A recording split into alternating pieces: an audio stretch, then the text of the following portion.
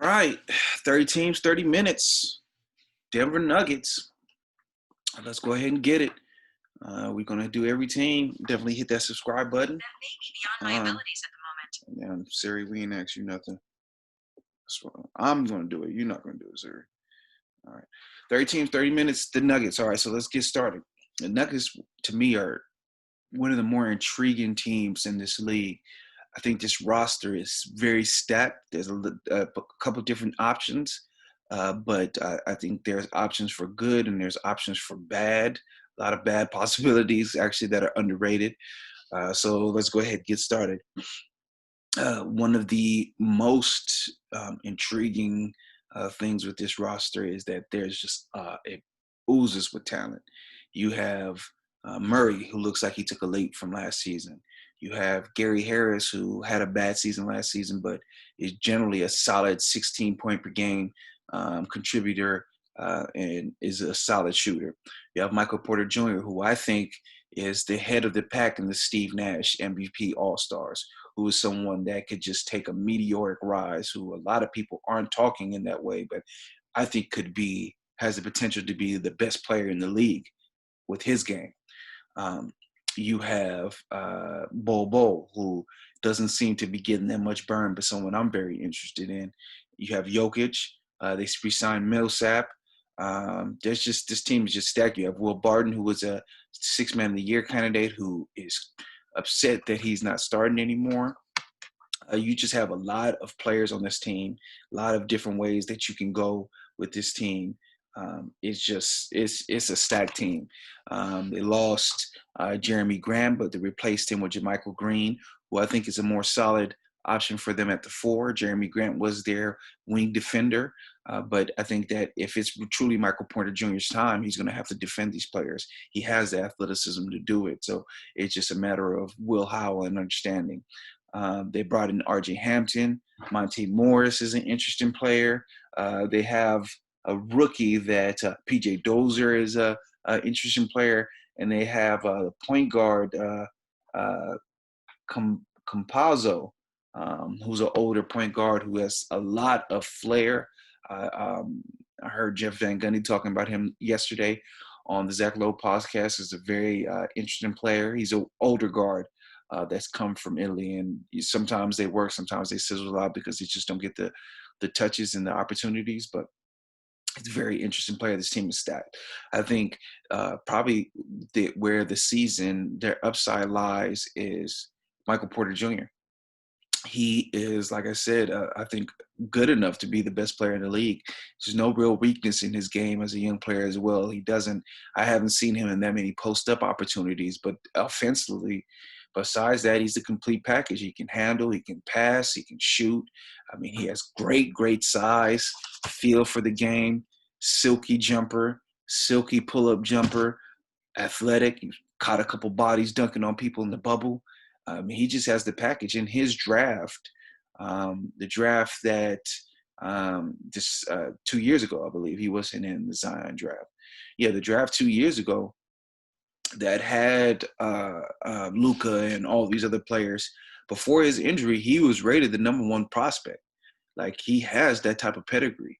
And, a lot of the concern is he has with players, all players in the NBA, not just him, is they have the game. Do they have the flame? He has the flame. He wants it. I found it very interesting in the bubble after that loss to the Clippers. He talked about the need for Murray and Jokic to pass the ball a little bit, and that the offense had got stagnant, and that raised some red flags to people. But to me, that perked my interest because it reminded me of the Mamba, how the Mamba came into the season the year after they won the title, and he wanted a more expanded role. And usually in those situations, you have a title, let's just run it back. But he wanted things to change. And I remember the quote he said, I worked on my game and I'm not giving that up for anybody. And, this isn't exactly simpatico to that, exactly similar to that, but it just showed me, this player, he wants more and he's not afraid to say it. I think a lot of times that NBA players are scared to expand their game because of the structures and limitations of the team, or if they do it, they do it in very passive aggressive ways. I appreciate when a guy comes straight down the pike and says, "Listen, I think we'll be better if I get more touches, point blank, period." And he has, like I said, he has the game to be as good as he wants to be.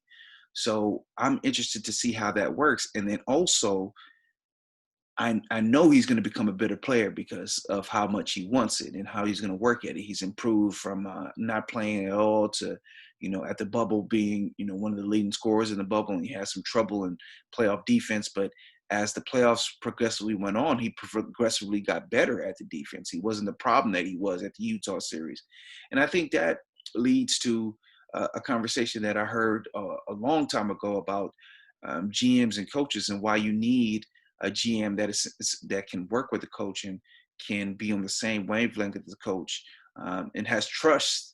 There's a trusting relationship, because sometimes as a coach you can't see it. You need to step away from it.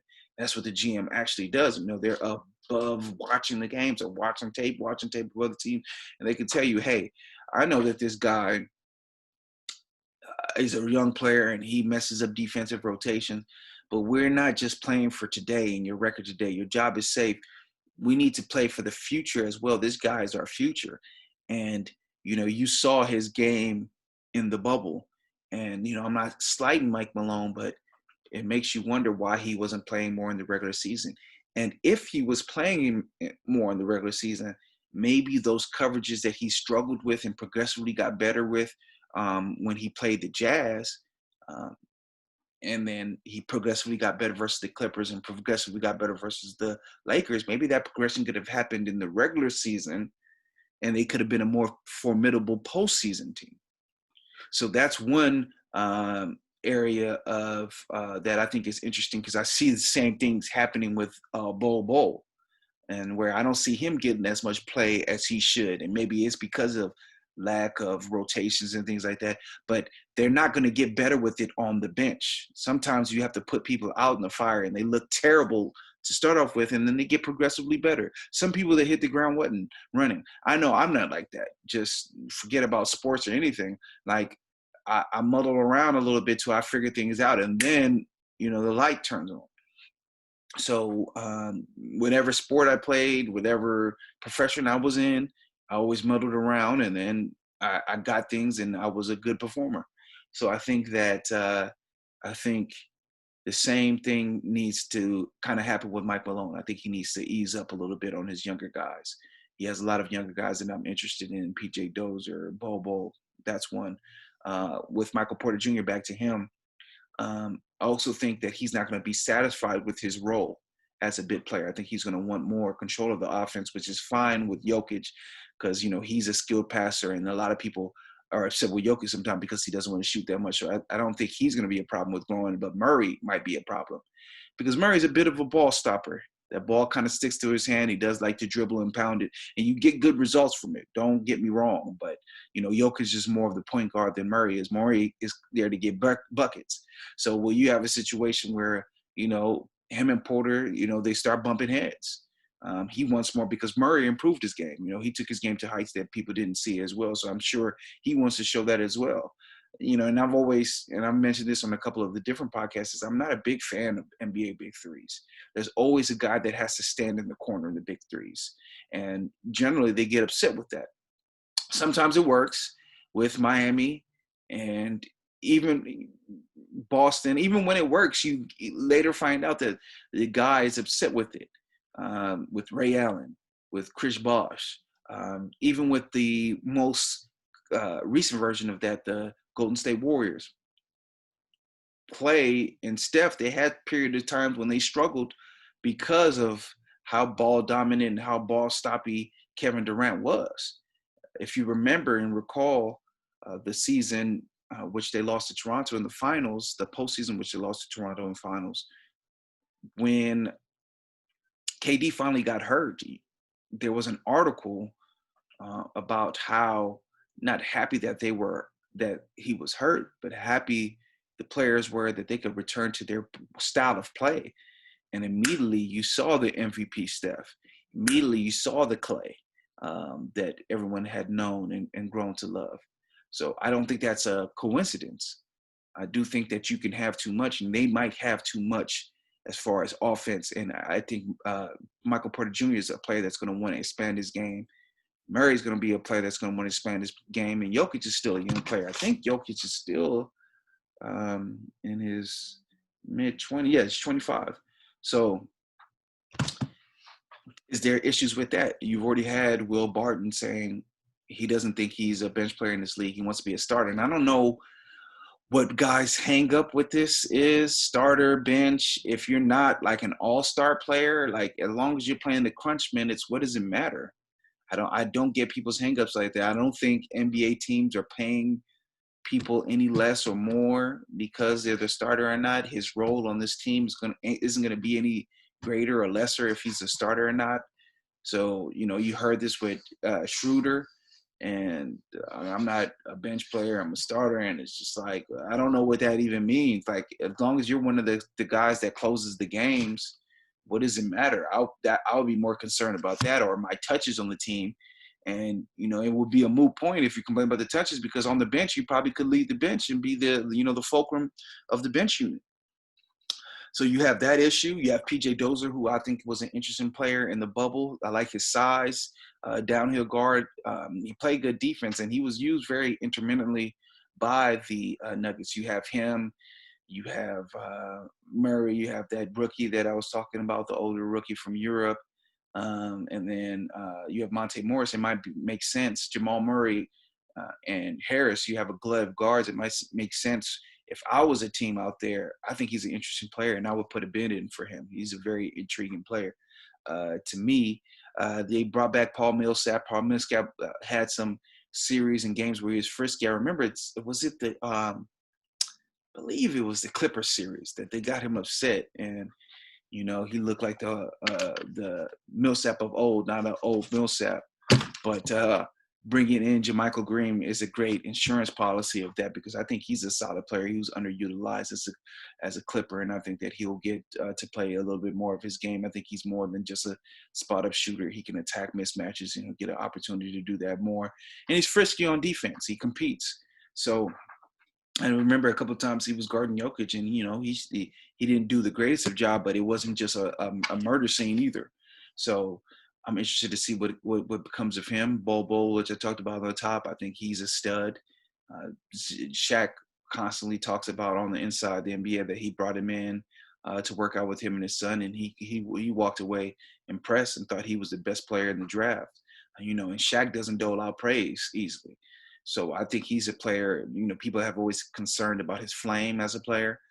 He doesn't really look like he's put on that much size, and that would concern. But I'm interested to see what he becomes. I think he should get more born, definitely, especially in this regular season that's condensed. Hopefully, he gets an opportunity, especially with a team like Denver, who made a deep run in the playoffs and had Game 7s up into the Lakers series. So, as far as the Nuggets, their most impactful player is going to be Micheal Porter Jr. If he becomes a better defender, if he takes a leap offensively, the rub between him and Jamal Murray, how does that work out? Me, personally, like I've said, I think he could be the best player in the league, so I don't think he should take a backseat to anyone on the team besides Jokic. And like I said, Jokic is not that type of player that dominates the ball. He likes to pass, but passing is one of his best skill, might be his best skill, along with his low post play and vision. That unlocks his whole game is his ability to pass, shoot threes, and run the offense for the top of the key. So I don't think he's going to have a problem with Jokic. The problem would be with Jamal Murray. And then the rub comes, do they trade him then? I've heard rumblings that they would trade him for James Harden. Similar to my refrains of trading him for Ben Simmons, I think that would just be a massive mistake. I think, once again, he could be the best player in the league. I don't think you trade those type of players. I don't think people understand how good this kid could be. I'm head over heels for Micheal Porter Jr. I'm all in on that. R.J. Hampton, before I talk about the most intriguing player, is a player with a high draft pedigree and went overseas, and it did not work out for him. He was upset, visibly upset on the draft. So he might be a player that comes in hungry, wanting to prove himself as well. So this Nugget team is absolutely loaded. It's absolutely loaded. The most intriguing player for me is a player that a lot of people feel is established, Jamal Murray, but was that a just a hot streak, or is that who the player Jamal Murray is right now? I remember when he got started the bubble, because he started not playing. They eased him back in. I think he was nursing an injury. And then I looked at him from afar. I was like doing something and I wasn't paying attention, and I don't have good vision. I didn't have my glasses on. And I looked at him from afar, the court from afar, and I was like, is Jamal Murray fat now? Did he Boris Diaw himself? And then I finally put on my glasses, came closer to the TV, like, oh no, he added muscle. He's yoked now. So I would tend to lean that it's not a aberration, that this is the player that he is, that, he put the work into his body, into his game, and you've seen the production. There's a lot of articles written about how regimented he is and the training routine that his dad put him under to become the player that he is. So I wouldn't be surprised if there aren't more levels to him as well. So his fit with Micheal Porter Jr. is the most intriguing subplot for the team. Because of all these questions with fit, I do think their range as far as playoff opportunities, I think they're a playoff lock, but I think they can go as low as 6, and then they could be as high as the 1 seed. The Lakers, as you saw last night, they might have a little bit of a champagne hungover. It didn't look like LeBron got gauged into the game to the second quarter, so the Lakers it might take some time for them to really put the battery in their back. So I think that's an opportunity for Denver, because no matter if there's fans or not, and I think the Lakers, I think they would have played a lot better last night if there were fans, and they could have fed off that emotion. But regardless of the fans being there or not in Denver, Denver is still Denver. It still has that altitude, especially with having so much games condensed into a small period of time. Being a road team off a back-to-back playing in Denver, that might just be brutal. So I think that their range of spectrums is high. It could be the number 1 seed, or you could have tons of infighting, tons of players, all the players that I've mentioned unhappy with their spots, and things go sideways in the 6th seed, and they end up trading Micheal Porter Jr. So one of the more intriguing teams in the league, a lot of places that they can go. So definitely excited to see them. All right, that's 30 teams, 30 minutes, the Denver Nuggets. Like I said, any questions that you have, if you disagree with me and you need me to explain to you why you're wrong and I'm right, as always, I will definitely do that. Leave me a comment. I'll answer all comments on the video. Subscribe, and we're going to hit every NBA team, give every NBA team 30 minutes. If Obi can do it, Obi and my gang of crew can get on with me. And if it's not me, if it's just me, 15 minutes. So maybe, it's false advertising on the 30-minute turn. So one comment, I guess, false advertising, but 30 teams, 30 minutes, get at us.